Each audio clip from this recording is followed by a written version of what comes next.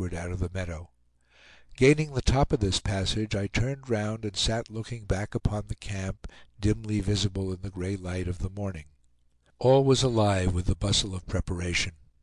I turned away, half unwilling to take a final leave of my savage associates. We turned to the right, passing among the rocks and pine trees so dark that for a while we could scarcely see our way. The country in front was wild and broken, half hill, half plain, partly open and partly covered with woods of pine and oak. Barriers of lofty mountains encompassed it. The woods were fresh and cool in the early morning. The peaks of the mountains were wreathed with mist, and sluggish vapors were entangled among the forests upon their sides. At length the black pinnacle of the tallest mountain was tipped with gold by the rising sun. About that time the Hailstorm, who rode in front, gave a low exclamation. Some large animal leaped up from among the bushes, and an elk, as I thought, his horns thrown back over his neck, darted past us across the open space, and bounded like a mad thing away among the adjoining pines. Raymond was soon out of his saddle, but before he could fire, the animal was full 200 yards distant. The ball struck its mark, though much too low for mortal effect. The elk, however, wheeled in its flight, and ran at full speed among the trees, nearly at right angles to his former course. I fired and broke his shoulder. Still he moved on, limping down into the neighboring woody hollow, whither the young Indian followed and killed him. When we reached the spot, we discovered him to be no elk, but a black-tailed deer, an animal nearly twice the size of the common deer, and quite unknown to the East. We began to cut him up. The reports of the rifles had reached the ears of the Indians, and before our task was finished, several of them came to the spot.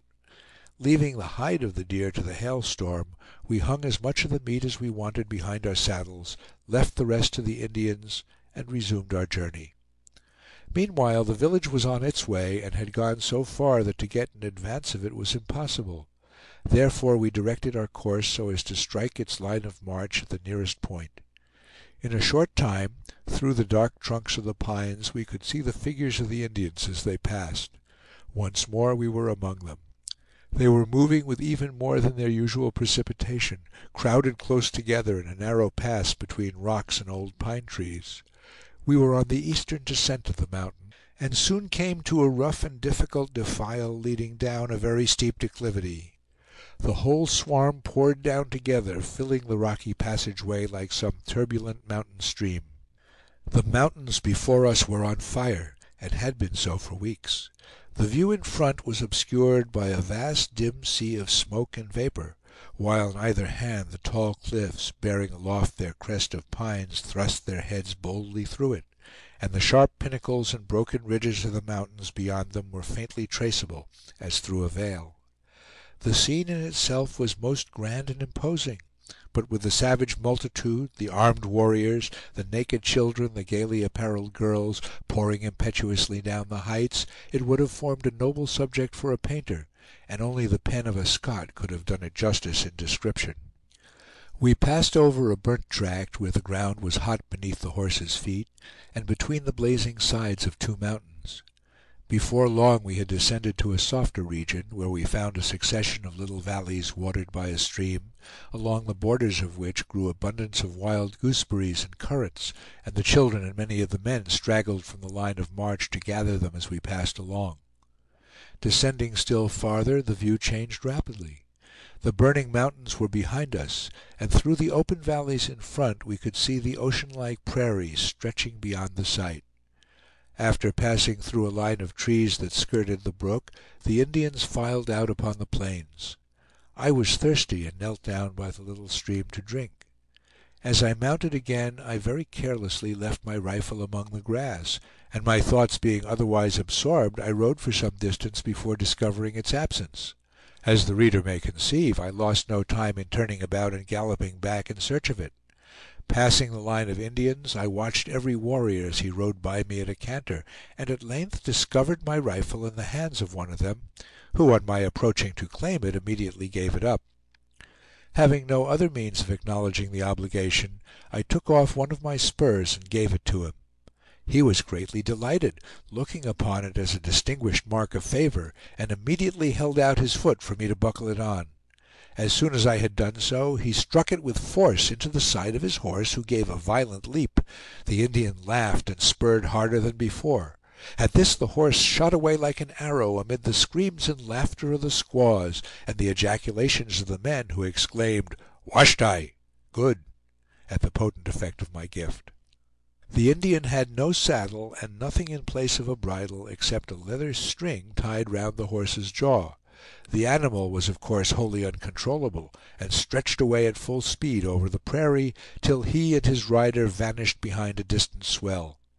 I never saw the man again, but I presume no harm came to him.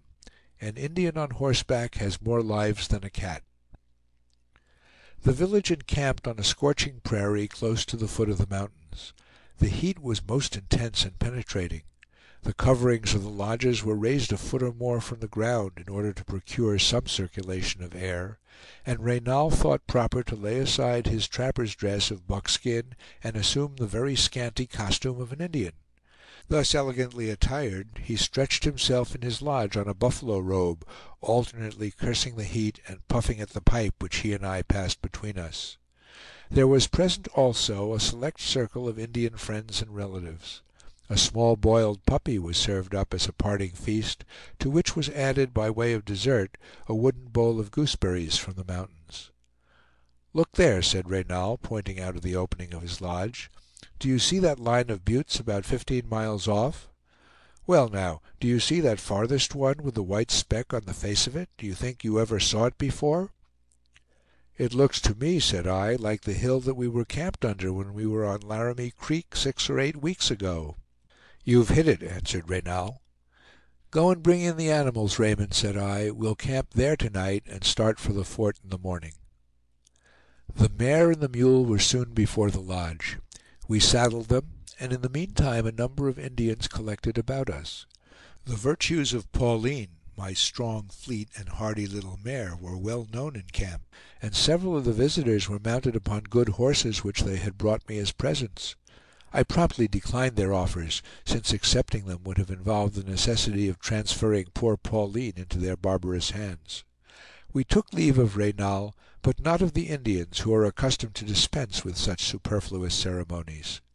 Leaving the camp, we rode straight over the prairie toward the white-faced bluff, whose pale ridges swelled gently against the horizon like a cloud. An Indian went with us, whose name I forget, though the ugliness of his face and the ghastly width of his mouth dwell vividly in my recollection. The antelope were numerous, but we did not heed them. We rode directly toward our destination, over the arid plains and barren hills, until, late in the afternoon, half spent with heat, thirst, and fatigue, we saw a gladdening sight, the long line of trees and the deep gulf that mark the course of Laramie Creek.